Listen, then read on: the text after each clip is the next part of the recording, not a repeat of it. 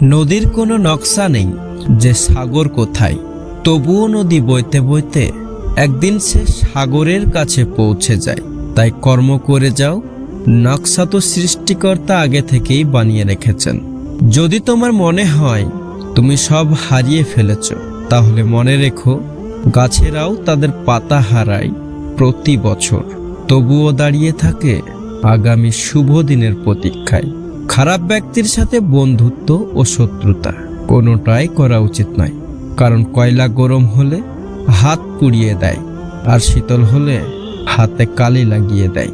জীবনের প্রতিটা দিন হেসে ও হাসিয়ে কাটাও, ভালো কিছু করে ও ভালো কিছু চেয়ে কাটাও, কারণ সন্ধ্যায় শুধু সূর্যই ডুবে না, তোমার জীবন থেকে একটা দিনও ডুবে যায়। বিবেক হচ্ছে মানুষের সবচেয়ে বড় দুর্বলতা।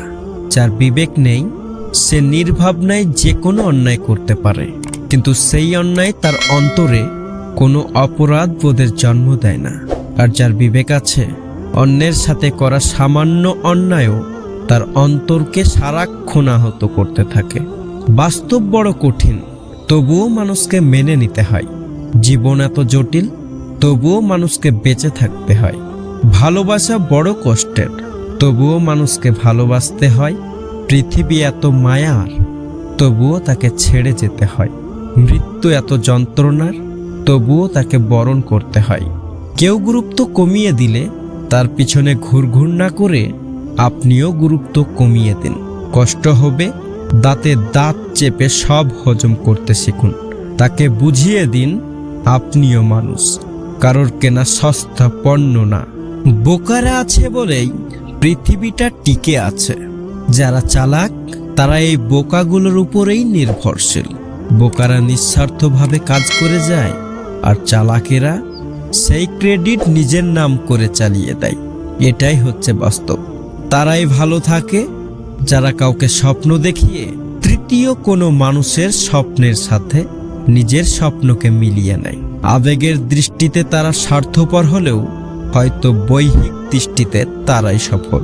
হেরে যায় শুধু সাদা মনের মানুষগুলো। জীবনে যদি বারবার হোঁচট খাও, তবে পথটাকে বদলাও, স্বপ্নটাকে নয়। কারণ একটা গাছ তার পাতা বদলায়, জায়গাটা নয়। ভালো মানুষের মধ্যে এই 4টি লক্ষণ থাকে। নাম্বার 1, তারা অল্পতেই রেগে যায়, আবার ঠিকও হয়ে যায়। নাম্বার 2, তারা কাউকে ঠকানোর চিন্তা করে না।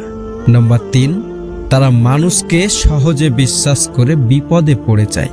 নাম্বার 4, তারা সব সময় চিন্তা করে তার জন্য যেন কেউ কখনো মনে কষ্ট না পায়।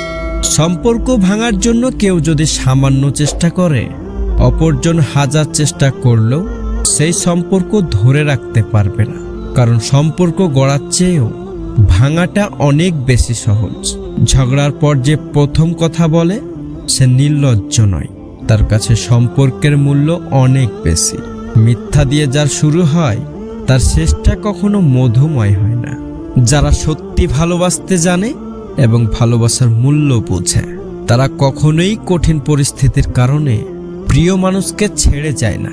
উল্টো সব কিছু ত্যাগ করে দুটি মানুষ মিলে সেই কঠিন পরিস্থিতিকে বদলে দিয়ে একসঙ্গে সারা জীবন থাকার জন্য যুদ্ধ করে যায়।